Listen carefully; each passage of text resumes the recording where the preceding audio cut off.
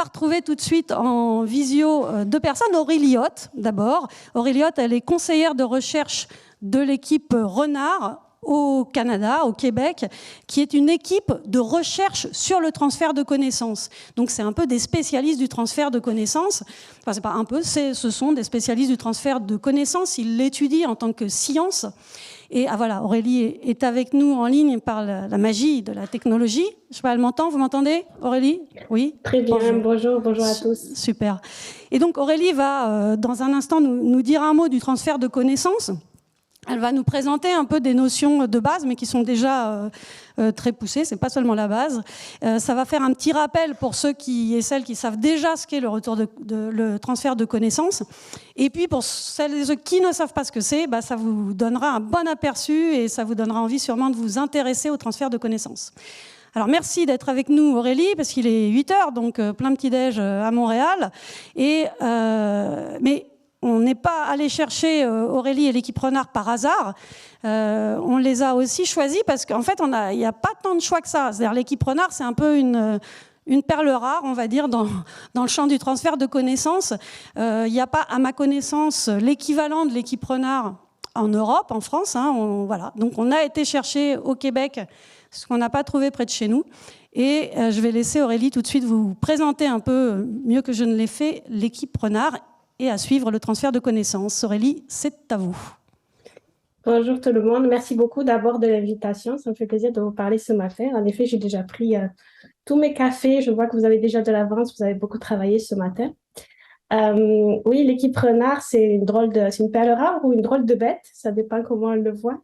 On existe depuis 2009, on est une équipe de recherche en partenariat spécialisée en transfert de connaissances. Donc, on a une longévité appréciable. On bénéficie aussi d'un contexte canadien porteur avec des bailleurs de fonds qui sont, pour la plupart, assez convaincus de l'importance d'investir en recherche. Donc, aujourd'hui, j'avais pour mission de vous présenter un peu des principes et des enjeux du transfert de connaissances. Je vous ai préparé quelque chose d'assez vulgarisé. J'espère que ça va résonner avec ce que vous faites aujourd'hui. Donc, on va commencer par poser ensemble une première définition du transfert. Ensuite, repasser à travers certains principes d'une stratégie de transfert. Et je vais vous proposer quelques enjeux qui, je l'espère, vont pouvoir résonner avec vos réflexions. Je voudrais juste dire que je ne me pose pas comme une experte qui détient la vérité en matière de transfert. Je pense que vous en savez déjà beaucoup avec tout le travail que vous faites à la FIRA. J'espère compléter ce que vous avez réfléchi. Donc, on va pouvoir commencer avec une première définition du transfert de connaissances. Diapo, s'il vous plaît. Donc, vous savez certainement qu'il y a un délai entre la production de résultats de recherche et leur utilisation sur le terrain. C'est assez difficile à évaluer ce délai, mais dans le domaine des pratiques cliniques, certains chercheurs et chercheuses ont avancé le chiffre de 17 ans. Et on s'attend que 17 ans, c'est cheminer un peu à pas d'escargot de la recherche au terrain. Et ça peut être assez frustrant, notamment pour les acteurs terrain, dans la mesure où un grand nombre de projets de recherche sont financés à partir de fonds publics. Donc, on s'attendrait à ce que ça bénéficie promptement aux populations. Diapo. Et pourquoi ce genre de choses arrive? Ça peut être parce qu'il y a une culture de recherche à transformer avec plus de liens à créer de part et d'autre. Diapo. Donc, à l'équipe Renard, on utilise le terme de transfert.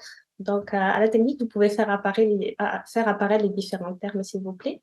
Vous avez peut-être entendu parler du terme mobilisation de connaissances, application de connaissances, valorisation des connaissances, utilisation, diffusion, échange, il y en a aussi d'autres. Mais vraiment, dans notre cas, Diapo, on voit le transfert des connaissances comme un terme parapluie qui va inclure ces différentes nuances. Donc, voici une définition que je vous propose aujourd'hui. Donc, le transfert de connaissances, c'est un processus dynamique, interactif et continu visant à favoriser l'utilisation des connaissances par les milieux de pratique, de gestion, de décision ou le grand public. Il y a d'autres définitions du transfert, mais c'est celle que j'avais envie d'afficher ce matin ou cet après-midi pour vous. Diapo. Donc, j'aimerais passer à travers quelques grands principes d'une stratégie de transfert des connaissances. Diapo. Vous voyez à l'écran un extrait de fiche synthèse qui se trouve dans le premier module de notre premier cours en ligne, qui est un cours gratuit qui s'intitule Introduction au transfert de connaissances. Diapo. Et là, vous voyez plusieurs approches du transfert de connaissances. Il y a des approches qu'on qualifie de linéaires. Par exemple, une approche où les scientifiques, producteurs ou productrices de connaissances vont tenter de transférer des résultats de recherche à une communauté d'utilisateurs, utilisatrices. On peut utiliser cette approche, l'approche expert. L'approche suivante, c'est une approche où utilisateurs et utilisatrices de connaissances vont soumettre un problème à des producteurs, productrices de connaissances et vont demander à ce que ce problème soit résolu.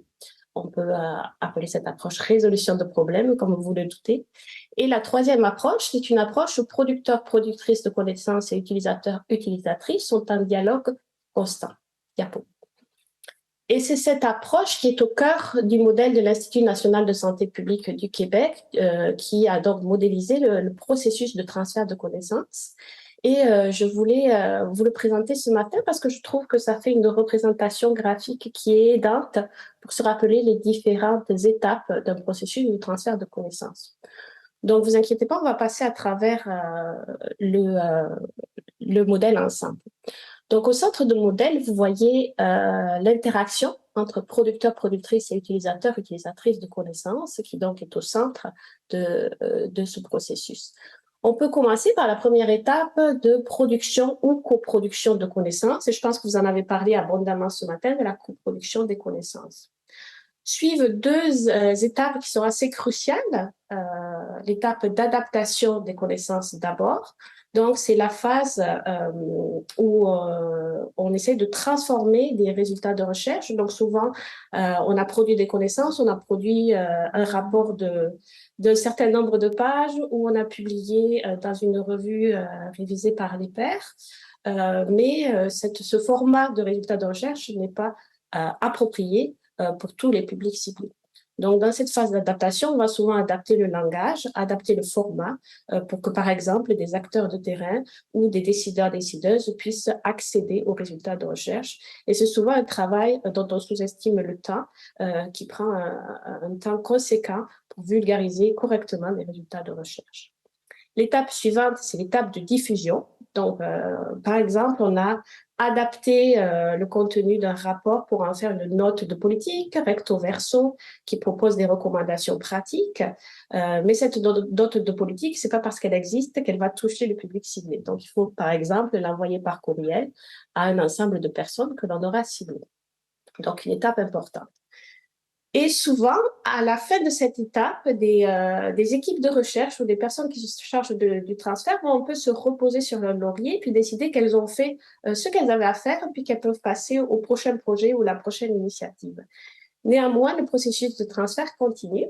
Donc, on peut descendre à l'étape de réception des nouvelles connaissances par le public ciblé. Donc, ce n'est pas parce que votre courriel a été envoyé que la personne ciblée l'a ouvert. Donc, c'est une étape importante.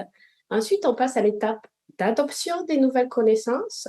Donc, votre public ciblé peut décider de ne pas utiliser les connaissances que vous souhaitez leur transmettre pour toutes sortes de raisons, parce que ça remet en cause des habitudes de pensée ou d'action, parce que c'est pas vraiment en cohérence avec leurs opinions, leurs croyances ou leurs idées reçues.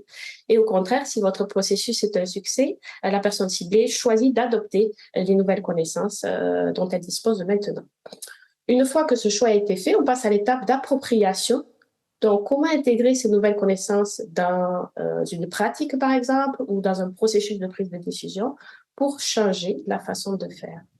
Et une fois que cette appropriation a été faite, donc là, on arrive finalement à l'utilisation des nouvelles connaissances, la dernière étape de ce processus qui est cyclique.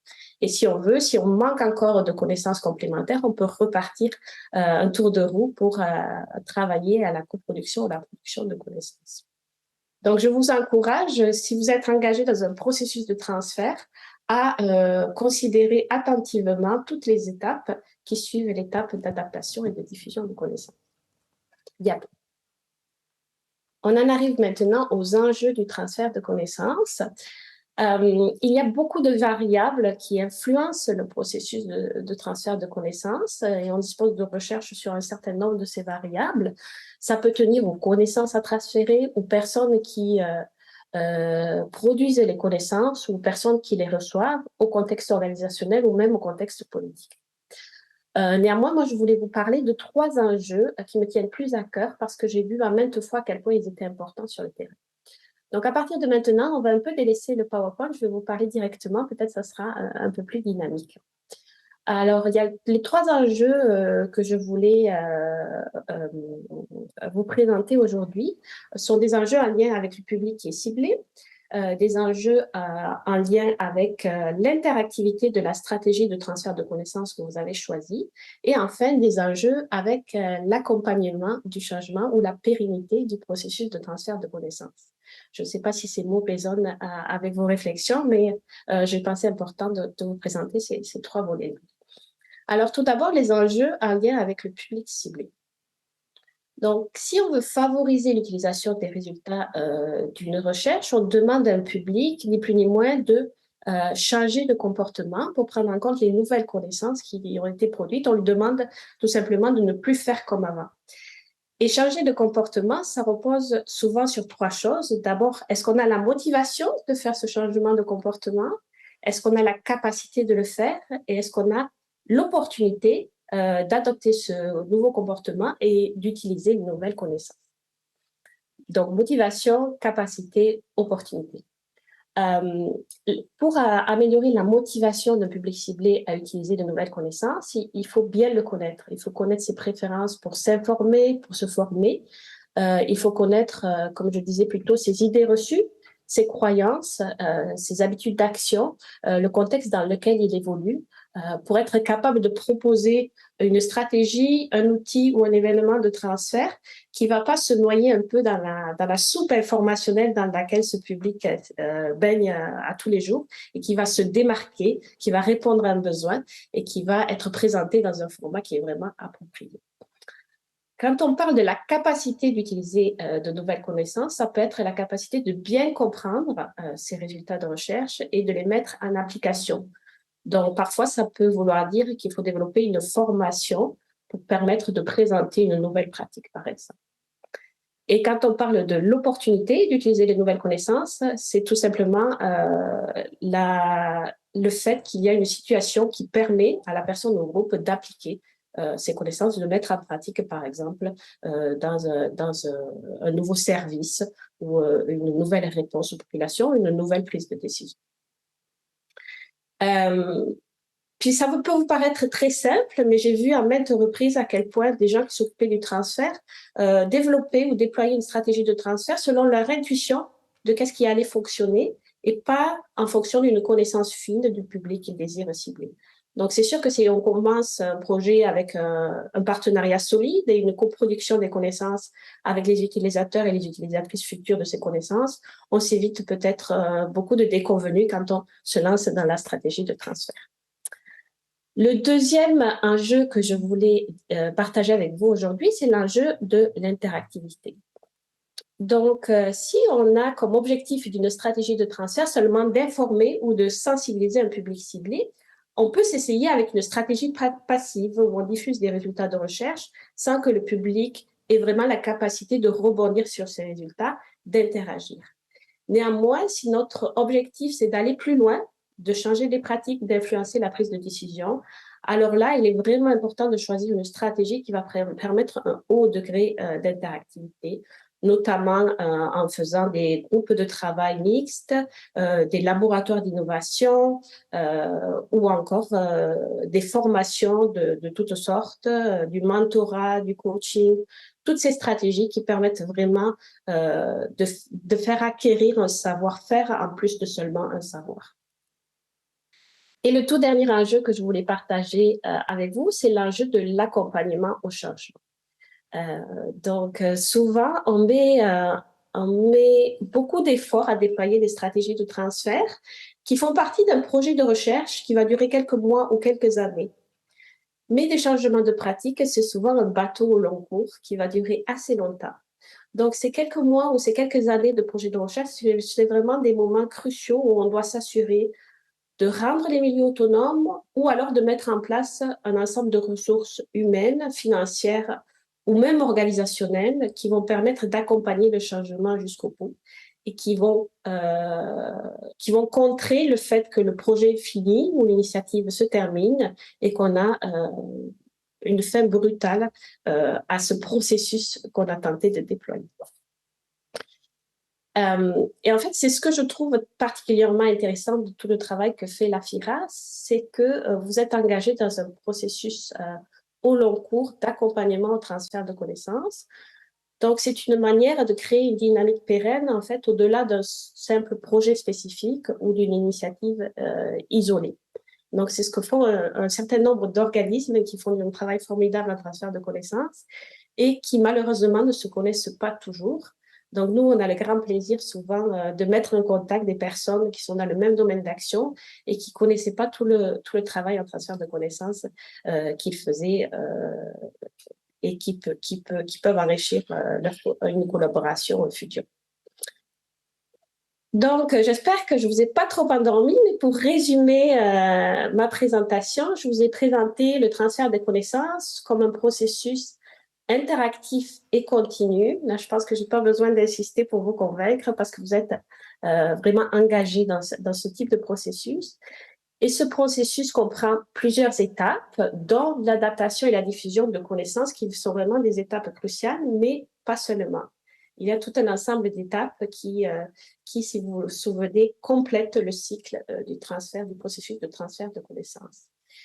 Et je vous ai enfin présenté quelques enjeux qui, je l'espère, vont contribuer à vos réflexions de l'après-midi. Merci beaucoup.